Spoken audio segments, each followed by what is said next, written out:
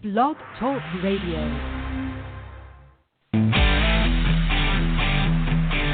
This is Franchise Today, brought to you by FRM Solutions, providers of the best-in-class software solutions for franchise relationship management. Franchise Today is your destination for weekly information, conversations, and interviews with accomplished industry leaders, all of whom share best practices for sustainable growth and sensible franchising. Here now, your host, Stan Friedman, to kick off this week's podcast with the SoLink part of the house.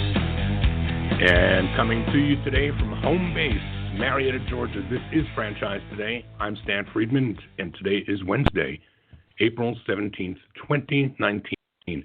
Just ahead, I'll be joined by this week's guest, Cathy Deano, co-founder of Painting with a Twist, as she shares how she and co-founder Renee Maloney truly have created a franchise concept that is, in fact, a work of art. But first, thanks again to last week's guest, area developer extraordinaire, J.D. Bush. JD was not only insightful, but a bundle of energy, and it was great having him on Franchise Today. Also, before I bring Cathy on, I've got just a couple of items to share today in the SoLink front of the house. And how timely that on the heels of JD's visit here last week, I came across a write-up in QSR magazine today about the power of area development to growing brands.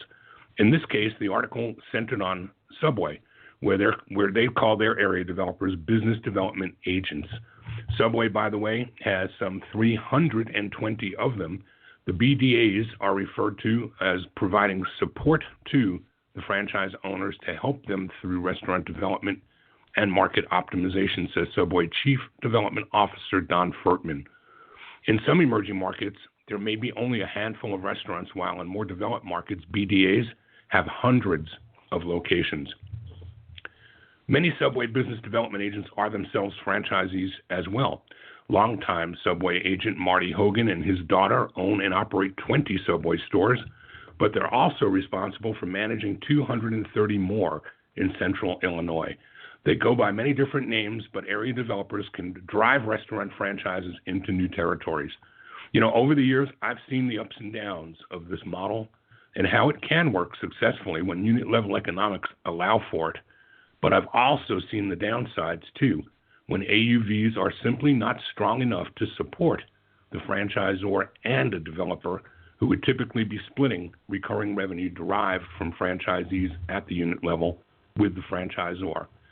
I'm going to link the article up to the Franchise Today Facebook page after the show and ask you for your comments, and then we can talk more about that in the weeks ahead. Also today, I want to take this opportunity to offer my congratulations to Ned Lyerly, longtime CKE restaurant executive who last week was named CEO. CKE, of course, is the parent company of Carl's Jr. and Hardee's. Ned Lyerly succeeds Jason Marker, the former KFC U.S. president, who stepped into the position back in early 2017. At the time, Marker replaced Andy Puzder, the company's CEO for the prior 7 years. Lyerly most recently served as president of the international division at CKE and held a variety of senior roles over the years, including development, finance, marketing, and franchise operations. The company said he's contributed to the development of more than a third of its restaurants, including the expansion of CKE's international division from a mere 50 units to over 1,000. My kudos to you, Ned Lyerly. Well deserved.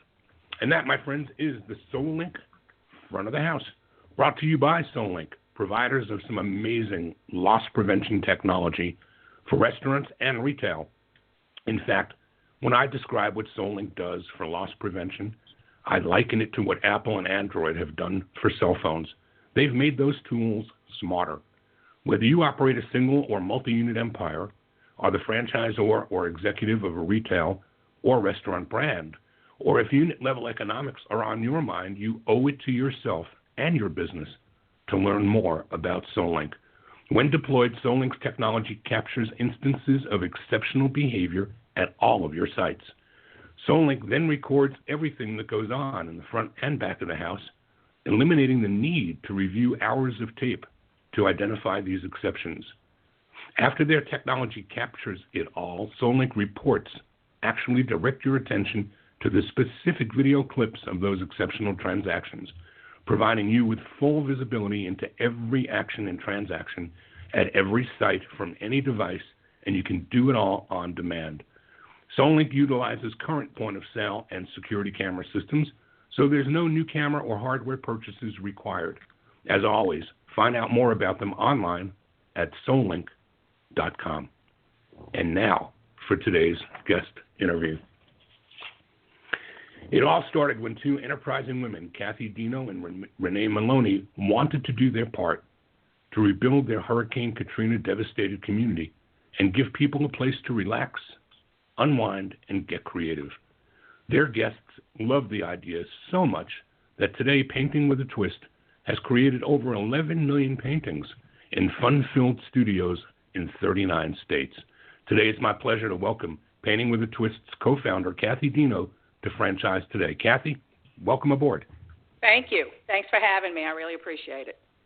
Well, happy to have you. I've admired you from afar, and we've never really had any direct connectivity in business that I can recall, but I know we've met up many times at conferences and had some inspiring conversations, so I'm glad for the opportunity to do this today. Thank you. So, Cathy, we start every week's episode of Franchise Today pretty much the same way, unless you're somebody who comes from a generational family in franchising. Most of us don't actually study to become involved in this business model. Franchising tends to find us. It's not intentional. So what I'm going to ask you to do today is rewind the tape for us and tell us what led to that for you. Well, Renee and I had met in our children's kindergarten class. We were both community volunteers. She was much younger than me. There's 15 years difference. And I'd had my child late in life, and I needed somebody to help me raise this child. So I kind of stalked her in the kindergarten class, and we became friends, and then Katrina hit. And, of course, you know, I won't go into that. Everybody knows what happened then. But when we kind of came out of that, we were really looking for something to bring a smile to people's face, to get people together to have a good time. And so a friend of ours called. They knew we were looking for something to do and gave us this idea. So we thought we would open one studio in Mandeville. Mandeville's a small town north of New Orleans. And we would have one studio and, you know, make a little bit of money. We still wanted to volunteer. And so we did that, and it was successful from the beginning in a small town atmosphere. And then Renee wanted one in New Orleans. She was from New Orleans. I was from Mandeville. So, you know, you used to have to give me a passport to get me to New Orleans. And I was like, no, I'm not doing that. And so she said, well, my mother will run it. And I said, okay. So her mother ran it. She did a good job. And when we got to New Orleans, we opened our studio in New Orleans. We got a lot more exposure. It was a much bigger demographic going on in New Orleans, of course, than Mandeville. And people were still, it was a couple of years after Katrina, people were still coming to help their relatives rebuild. And people found us as a place to let the stress go. And so we had people coming to our studios and just falling in love with it. And within 2 weeks, 3 people came up to us, one from Grapevine, Texas, one from Lafayette, Louisiana, and one that was relocating to St. Petersburg, Florida. And all 3 of them asked us to franchise. Look, we couldn't even spell franchise. I mean, we're in a small town in South Louisiana. There weren't many. We're not the hotbed of franchising. Even in New Orleans, there's just a few franchisors. But Renee had been going to to drink coffee at PJ's Coffees. It's a medium-sized coffee franchise. And she said for 20 years she'd gone there, and she'd become friends with the franchisors through all these coffees. And so she said, let's go talk to them. It's the Ballard Brothers. And she said, let's go talk to them. And they were very helpful, very instrumental in walking us through what it means. They said, bring us your books, bring us what you have. And when we by this time we had 3. We'd also opened one in Baton Rouge, Louisiana. And they looked at everything and they said, I think you can do this. And so they introduced us to their lawyers, the FDDs. Renee and I went and locked ourselves in the studio and wrote our own manual. It was ugly as could be, but it worked. Marianne O'Connell has done our new one, which is beautiful. And it no doubt. And so So people were looking for a place to relax. Women were looking for a place to gather. That, I think, was the success of this business. It is a women-driven business, although our first frequent painter, that you get a frequent painter card and, you get a free class after you paint so many paintings, was a man. And so we do cater to both, but it is a women-driven business. It's a place where women come to gather. They can have a drink in a very safe atmosphere. And their husbands or boyfriends or whoever don't mind them going to a painting class, whereas they might kind of frown a little bit on going to a bar. So it was something we hadn't really expected. And I have one story that I tell that really gives me chills every time I tell it. We're having a class in our little studio, and it had a big glass front. And in Louisiana, our electrical lines are up high. And so, a bird sits on it, and you lose electricity. So we're having a class. The electricity went out, and we told everybody, go ahead, go home, mark your canvas. We'll do the class again, no charge. And they said, we're not leaving. And I said, but there's no electricity. And they drove their cars around and shined their lights through the windows so that they could paint by the light of their cars. So I was like, that's impressive. I still get impressed. So I turned to Renee and I said, okay, there's something we don't get here. There's something we're not getting. Neither one of us are big painters, So we went and asked them, what's the deal? And they said, you don't understand. We're not thinking about the kids, the husband, the job, the storm. We're concentrated on this painting, and we're having a good time, and we're not leaving. So that's when we knew there was something else going on besides a paint class. But where did all this come from? Your background prior to was what? You're in interior design and decorating? Right. My degree from LSU, like over 100 years ago, was interior design. So there's some creative stuff there, but I don't consider myself an artist. I consider myself an art patron, an art lover.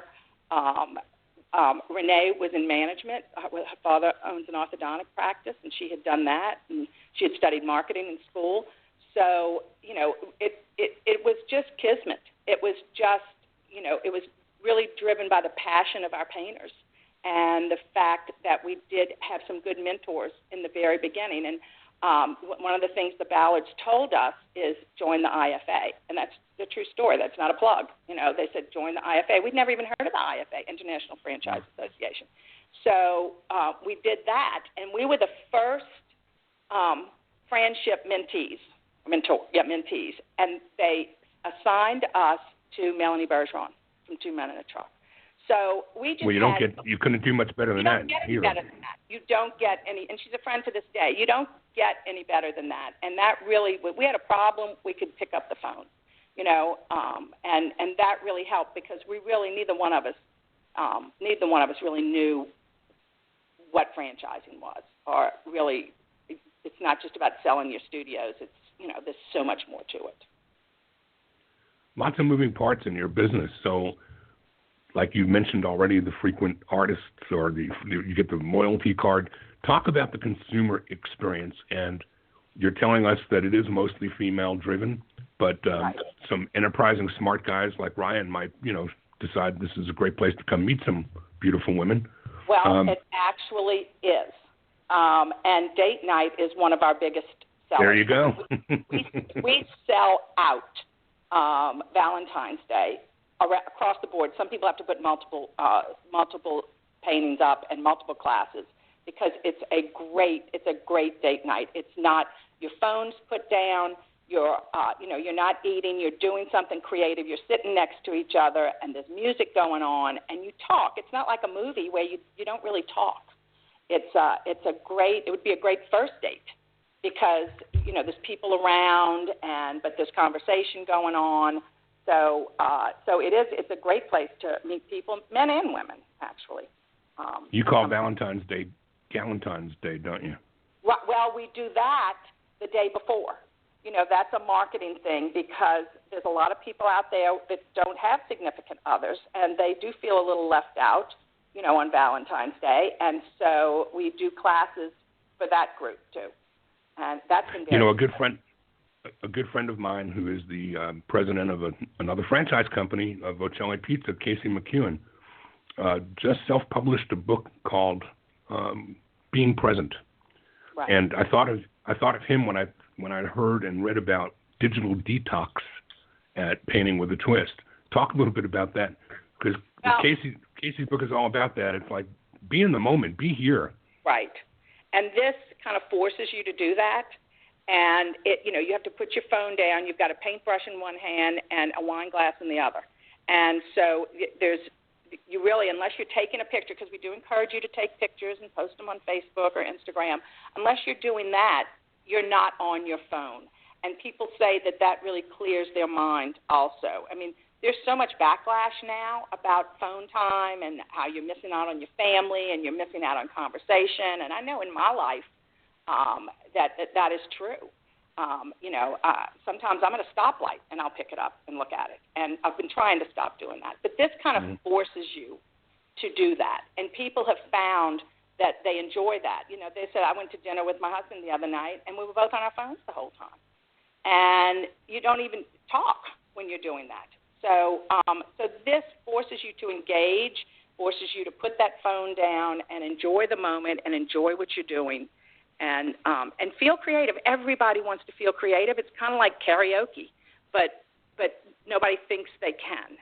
And with karaoke, with the machine, you can. And with this, with the help of an artist, and pretty simple paintings, although some of them are pretty good, you can. You can feel creative. You can feel in the moment. You can release those endorphins from your brain that kind of get, pull down when you're always on social media, always on a phone, always on a computer, iPad, So. And the wine, of course, provides what you call, I think, liquid courage.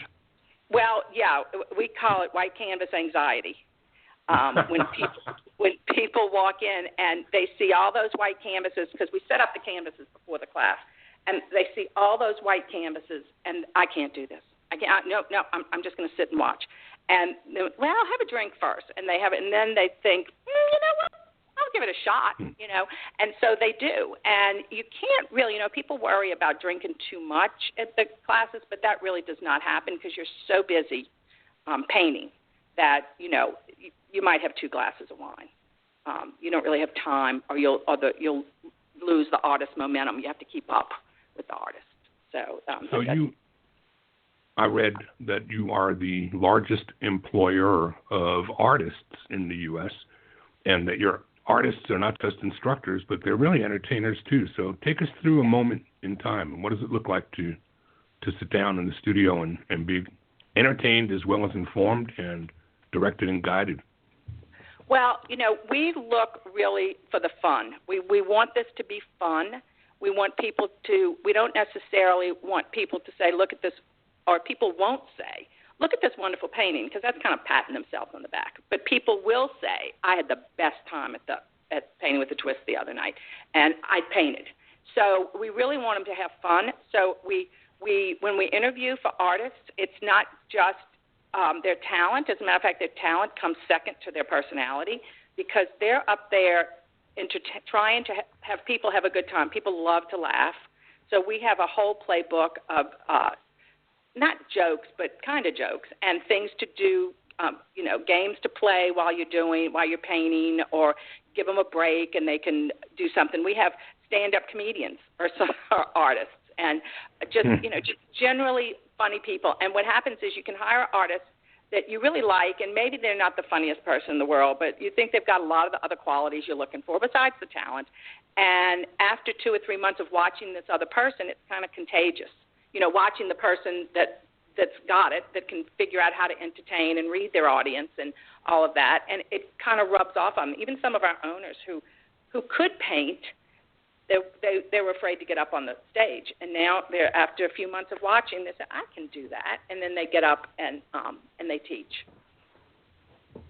I want to ask you to share with the audience as we're going to get further into the conversation. We're going to talk more about the franchise side of the business, more specifically, but leading up to becoming a franchisor, I mean, you've already pointed out a couple of nuggets that I think are powerful. Join the IFA, have mentors like Melanie Bergeron, have guidance from people like the Ballard Brothers, who, by the way, I've known them for years too, but not through coffee. I've known them through wings.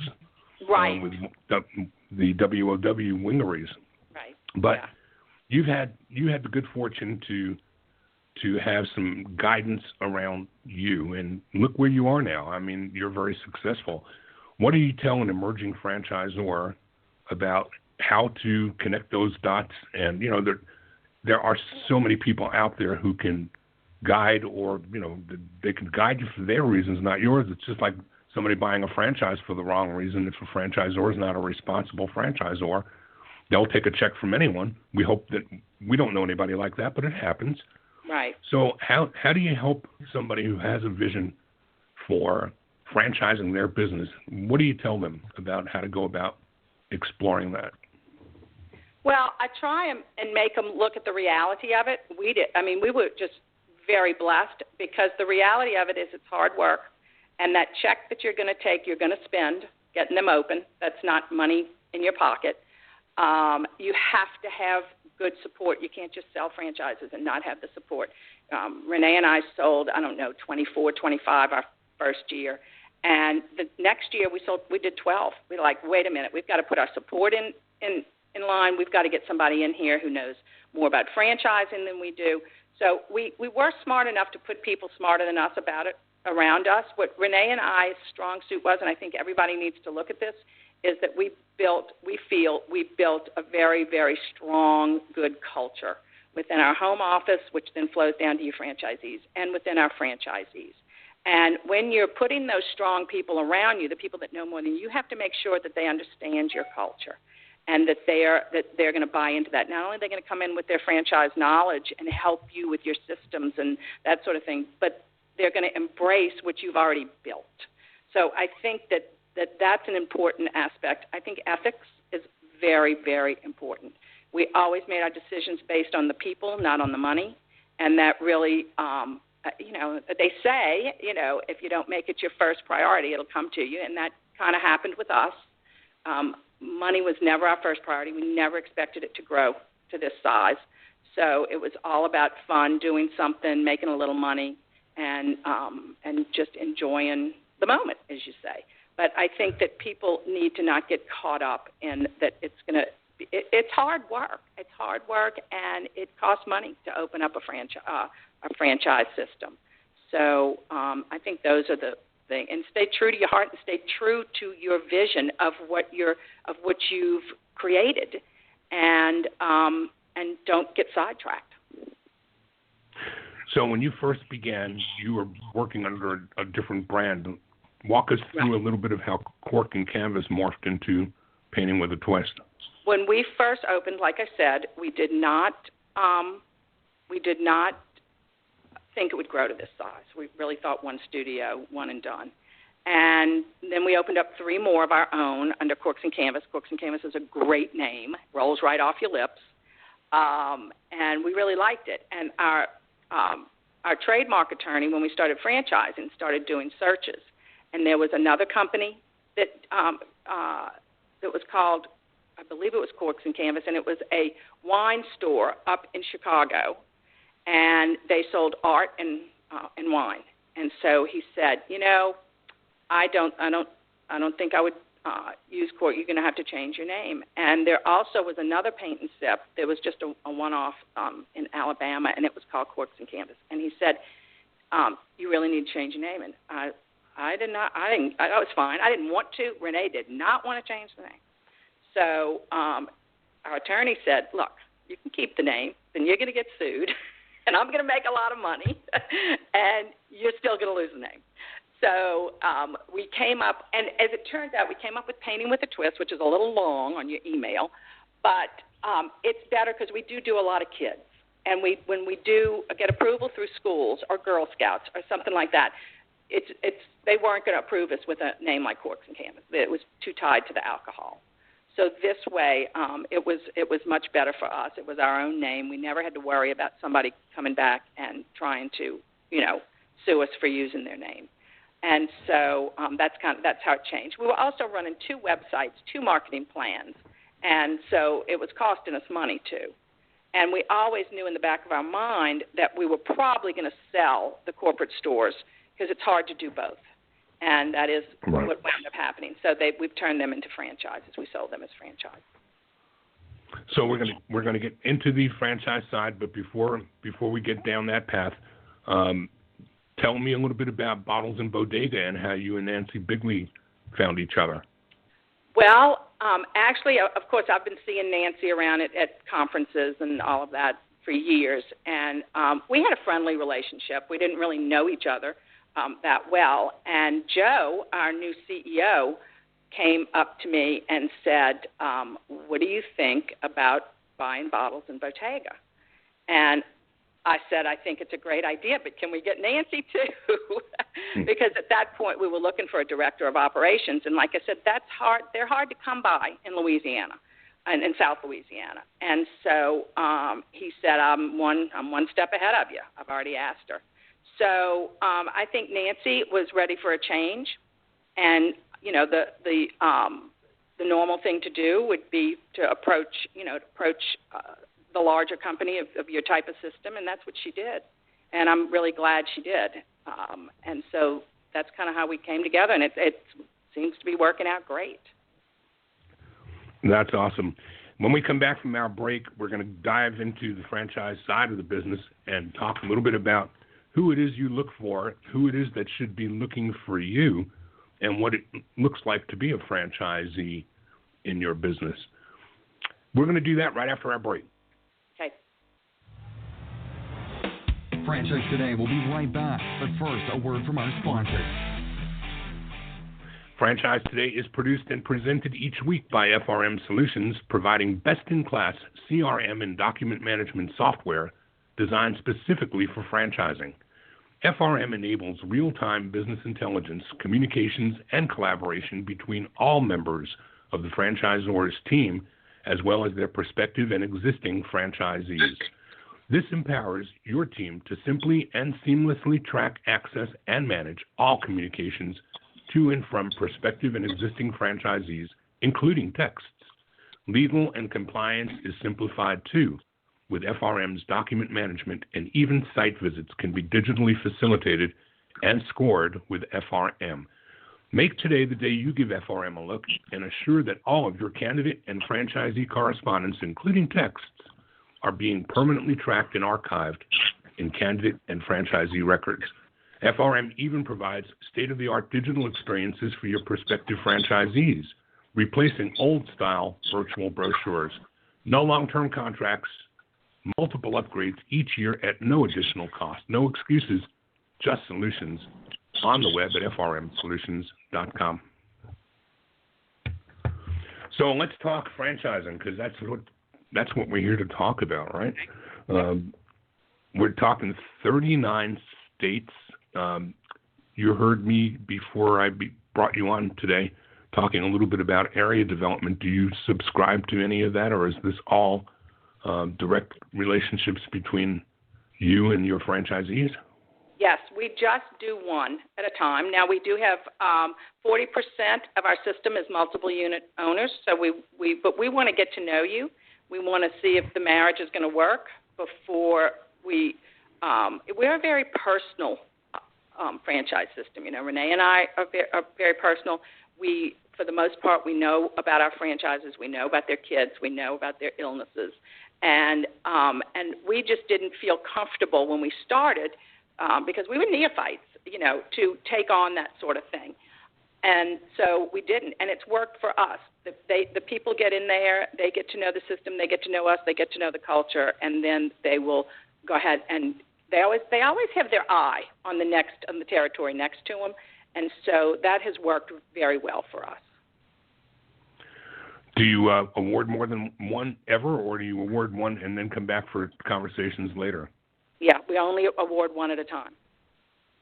So what happens to somebody who's got that one territory, and like you just said, they have their eye on the next territory over? Do they get a right of first refusal, or is it just...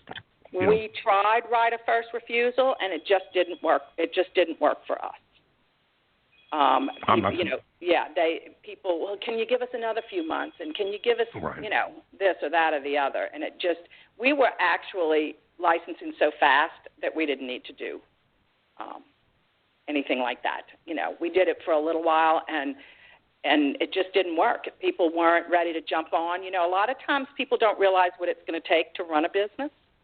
And so, they get in there and they come to the class and they just fall in love. Like literally, they are passionate. They just fall in love.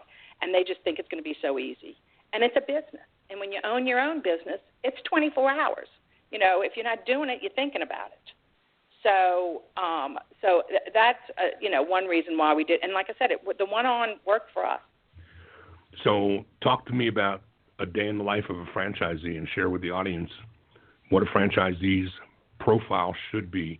In so many cases, we talk with franchisors who, in the Molly-Maid type businesses, and franchisees are not doing the cleaning. They're not doing the teaching if it's tutoring. They're doing the business side of business. What's it look like in your world? Well, you come in, you check. They would check emails. They would see what kind of reservations they have for that night. They would check their calendar. Does a piece of art that's not selling, does it need to be replaced? They will take care of any private party requests that they've had. They have to speak. We do that very personally too. That's not done just online. The reservation comes in for a private party online, but then we call them and talk to them and discuss what they want and what they need from us. They'll do that sort of thing.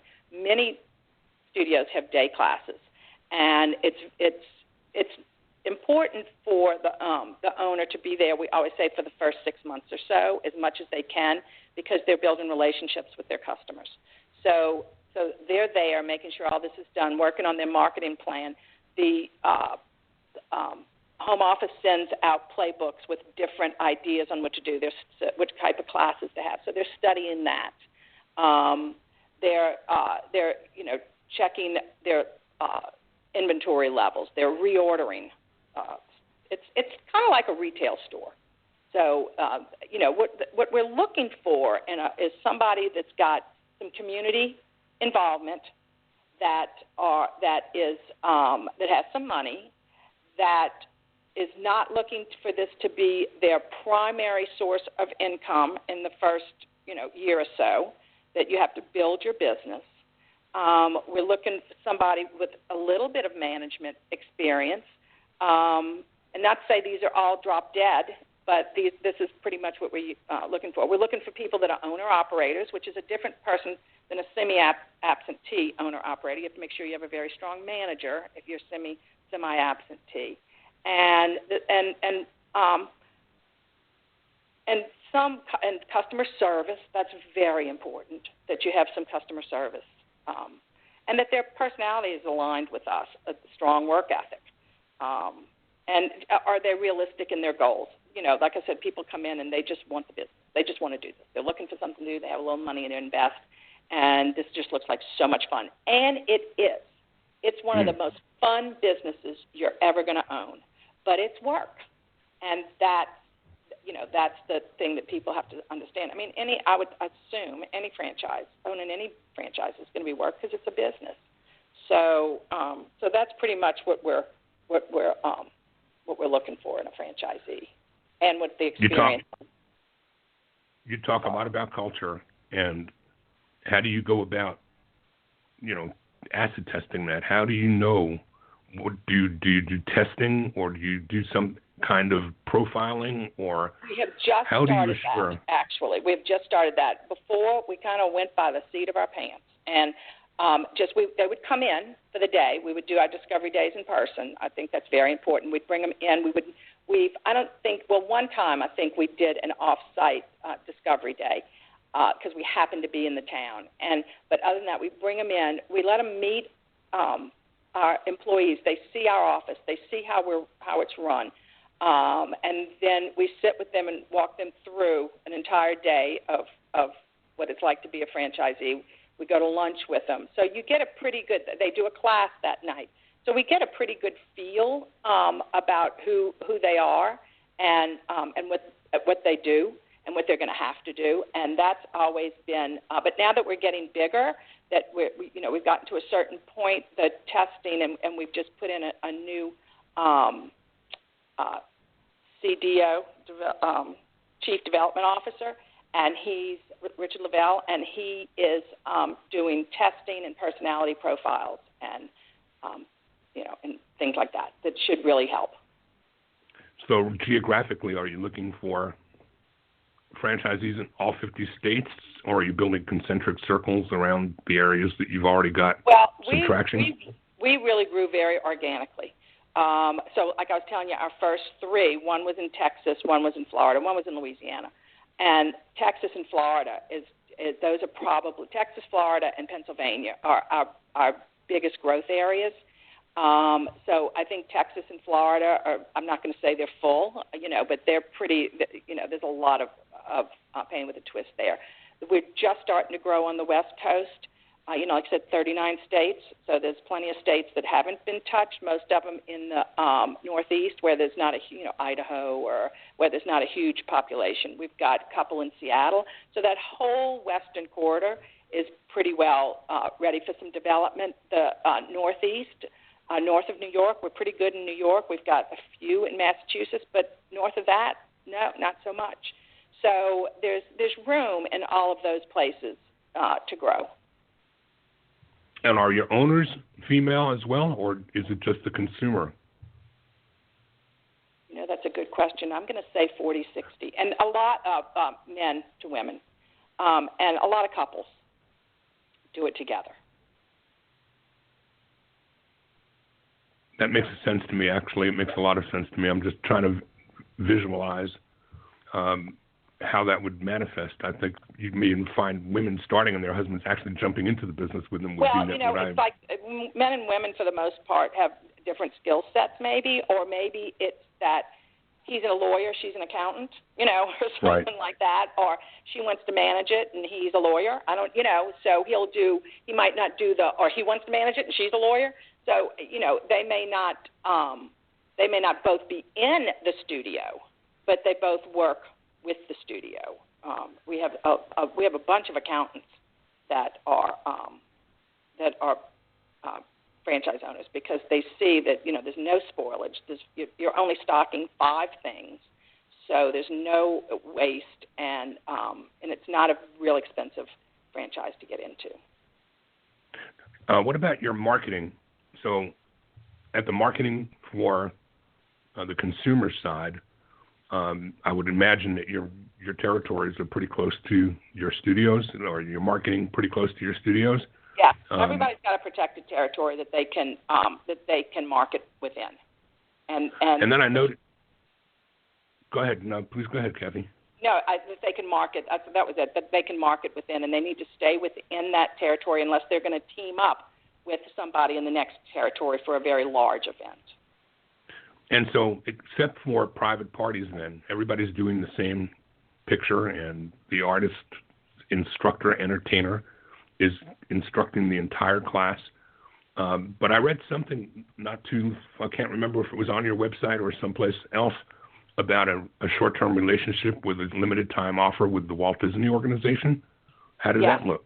Yes, we started that about 4 or 5 years ago, and it was a slow build. And there's a lot of regulations in dealing with a company of that size. Sure. And so, but we just started really slow with them, and now we're doing, I believe, around 4 events. They call up. They're reissuing a film. They'll call us to create a painting. Now that painting cannot stay in our library. That painting is only created for this event. And then we can market it, and there's certain things. It's interesting from a copyright standpoint, because there's certain things you can and can't put in that painting. Like sometimes you can just do the silhouette of the character, or sometimes they don't want the full face of the character. So, right. But we have a very good relationship with Disney at this point, which is very exciting. I'll guess so. What do you see, Cathy, on the horizon? Franchising has been going through some tumultuous times with regulation and with legislation and with minimum wage and all these problems that are associated with small business people trying to run a business.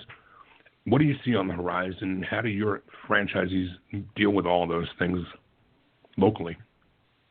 Well, it hasn't touched us directly. I mean, things keep kind of getting put off, and it hasn't really affected us yet. So, I know my franchises, there's always drama, there's always issues. And they said, you know what, we've just got our nose to the grindstone, making our business work. We'll deal with that. Like you're saying, live in the moment. We'll deal with that when and if it happens. Do you guys have any kind of an advisory council, franchisees? Yes. We have a very strong FAC.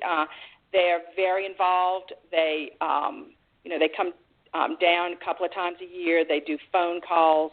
We just had a big management hire shift, and I think they're talking once a week now, just so that the new team can get up to snuff on the history and all of that sort of thing. We have some very strong FAC members. So, Cathy, if you're going to rub the genie out of the lamp and look ahead and say, what's next for Cathy Deano, where do you go next? Do you think about something that would further develop the existing brand, or maybe a bolt-on or something that would be complementary to it? I don't see myself doing anything different than Painting with a Twist. But like I said, we've put in a whole new C-level group of people, so I'm not involved in the day-to-day business decisions anymore, which is great. I feel that I'm a founder and an ambassador and a keeper of the culture, which I think is what I'm best at. So I love visiting the franchisees. They love seeing me. I like going to the conferences and keeping up with the people I've met and the friends I've met and learning a little bit more about franchising, keeping my CFE up.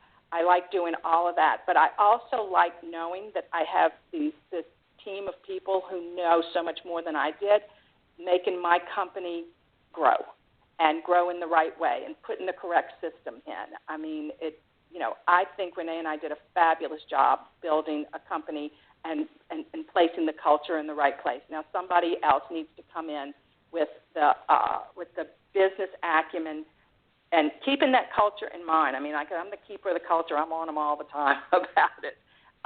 But they need to take it to as they say, the next level, with keeping the fact that Renee and I are the keepers of the culture. And I think that that's the most important thing. I think that's what people buy. The people we want buy the culture. They don't. If you walk in and say, how much money can I make immediately? No. It's right. It's that we love this and we want to do this, and and they have the passion. That's a tough thing that you've done, because a lot of founders can't get to that place where they'll talk about stepping out and bringing professional management in, and some of them actually go so far as to do it, and then find themselves just unable to let go. Right. Was that any kind of a challenge for Renee and you, or did it just come easy? It hasn't been, because the more I look at it, it's been almost a year, I guess. The more I look at it and the more I see what they bring to the table, the more I realize what a good thing it is for me, my franchisees, my home office. They just have so many years of experience behind them. I mean, Joe Lewis, our CEO, has been doing this for almost 30 years. Nancy Bigley's been doing it for almost 30 years. Richard Lavelle, same thing. So they're bringing expertise to the table for us that we didn't have, quite frankly. But I also think that nobody could have built a culture like Renee and I built. And I think that for our system, of course people can build there, but for our system. So I think the team effort of them and us in the right position is golden. Well, I think if there's anything that the audience takes out of today's conversation, it's that nugget that you just planted right there, because I think that founders bring some dimension to a business that only they can bring. Right. But we all strive to reach our own level of incompetency. At some point, somebody else is going to come in and do better than we did. Right. What do you do with your franchise visits? How do those look? You're visiting franchisees how often? Well, I just counted it up. I've seen 30 studios, but that's maybe 20 people because it's this last year because it's multiple. Right. Multiple. And we go to dinner. I'll go look at their, they always want you to see their studio. I'll see their studio. I have, I call them the Trinity Girls. I don't know if they like being called that, but they have 3 studios in Florida. We go do an activity. We went and blew glass. I made a martini glass the last time we were there. So for me, it's not about telling them, oh, your studio's dirty, or oh, you don't have enough classes on. That's their operations person. For me, I'm an ambassador. For me, I'm coming with the feel good. This looks great. If they want my advice on something, I'll give it to them. But let's not get bogged down, in the business aspect of it. Call operations, and for that, because they have all the newest and the greatest and the best and all the information that's being generated out of the home office. For me, it's just they just want to feel that they bought into Renee and I. So they bought into our dream, and I don't want to leave them out there feeling like that, that we abandoned them. So it's really more of just a touch, couple of vodkas, a little fun, and that's what I feel my job is now, and I actually love that job. I don't imagine anybody would have a hard time saying the same, right? So that's, I see great things for the company. I really do. I think this C team we've put in is phenomenal. We were so lucky being in South Louisiana to be able to put them together. And I just think it's another blessing that we've been given. And this whole journey has really just been one blessing after another. So. Well, that's what I take away from this conversation is it is a journey, and you've morphed through the journey and transitioned yourself as your franchisees are transitioning, as your brand is transitioning, and that's really the magic, I think, of your success. That's the key to your success is, you can't do what you did the same way you used to do it and expect results to be any better than they ever were. So exactly. I salute you for that, Cathy. Thank you. Before I ask you to tell the audience how they can find you if they were wanting to get in touch with you or visit you at an upcoming expo or a show, I always like to end the interview asking my guests if there were any questions that you wished I asked but didn't. Me? Yes, I wish you had asked me about our nonprofit because I feel that it's an important part of our system, and I always tell, because I do get phone calls from people who want to start franchise systems, and I always tell them to build in a give back because people want to be part of that, whether it's your customer or your franchisee. And we've got many franchisees because of our give back programs. So we have a 501c3 called Painting with a Purpose, and it is it's a nonprofit where the franchise, where we do some events, the money goes into that nonprofit, and then artists within our system can apply for grants for sick children, medical bills that haven't been covered, storms. We've done a lot, unfortunately, with storms in Houston and Florida, and that sort of thing. And we also, before we even started the 501c3 Painting with a Purpose, we had built in the class that every studio can do one class a month for a nonprofit. It has to be a 501c3, and we do not take royalties on that class. And that is our way of giving back to their community. So we've raised well over $4 million for nonprofits in the areas where we have franchises. So for me, I'm very proud of that. And I think that anybody as well you should be. That starts a franchise system should figure out how to do a give back. People want to patronize businesses that give back to their communities. The old adage, people don't care how much you know until they know how much you care. Right, exactly. So other than that, I think you covered everything. Well, I'm glad you caught me there and brought that back around and didn't let me get away with that because I should have had that on the top of my plate too, and I didn't. So tell the audience how they can find you. How can those interested in learning more get in touch with you and talk about either franchise opportunities or just franchising in general or painting with a twist in general? Well, if people are looking for a franchise, they should contact the home office, and Richard Lavelle at the home office in Mandeville, Louisiana. If they just want to talk to me about about franchising, I'm perfectly willing to talk to anybody. That's another role I've taken on. So many people helped me in the beginning that I'm happy to talk to anybody, and they can do that at Cathy with a C, Y, and ends in a Y, C-A-T-H-Y, at paintingwithatwist.com. Awesome. Cathy, I can't thank you enough for carving out some time today and spending time with our audience and on so many different fronts.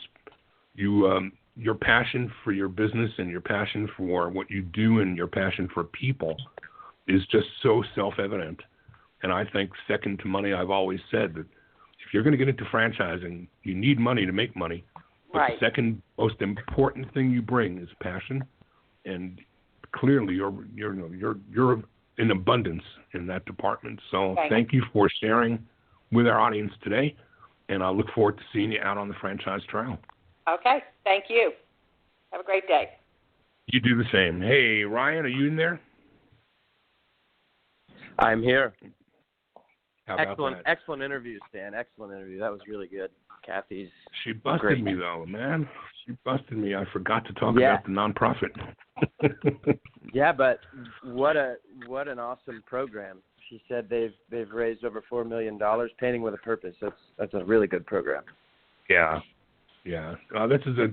I think every time, if we were to just go over the entire catalog of interviews over the years that Paul and I did together, and Paul before me, and since then, me and now you, I think that the one common denominator that's found in every one of these interviews is the high level of passion, commitment, purpose. Every one of these C-suite executives in the franchising world is like a general in the Army. They know where they're going, they know how they're going to get there, and they're inviting people, hopefully the right people, to hitch their wagons to their engines and go along for the ride. She's so inspiring in so many ways. I'm really, really sorry that I didn't know sooner as much as I know about her now. Yeah, another thing that struck me, Stan, is as you listen to Cathy tell her story, you notice there were 4 or 5 hook points early on from folks in franchising that not donated time, but gave their time. And a lot of that was also Cathy and Renee and team being active on what you call the franchise trail. So early on in her story, that was definitely a common thread, and it also takes them to reach out, to the Ballard brothers, and just what a good story. Melanie Bergeron. What a fun brand. But that's what franchising is all about. When those who get into it for the right reason, or those who get into it and understand where they are, they understand that this is about we. It's always the we and the interdependency.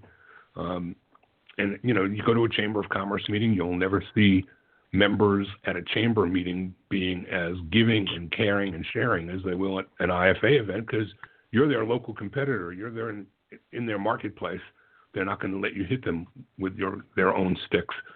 But when you go to a convention like IFA and work across brands and across the country and even around the world, it's an amazing thing to see how people come together and help those who are come up later, just like Cathy did today.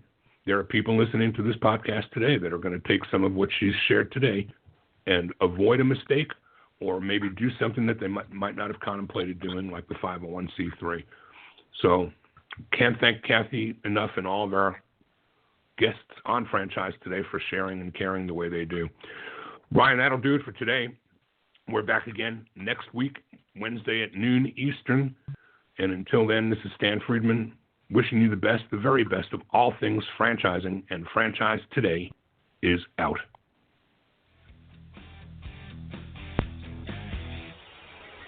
Franchise Today is a production of FRM Solutions, providing best-in-class CRM tools to empower relationships with prospective and existing franchisees. No excuses, just solutions. Find them online at frmsolutions.com. Join Stan every Wednesday at noon Eastern for another live episode of Franchise Today. Or, as always, download episodes on demand at blogtalkradio.com or iTunes.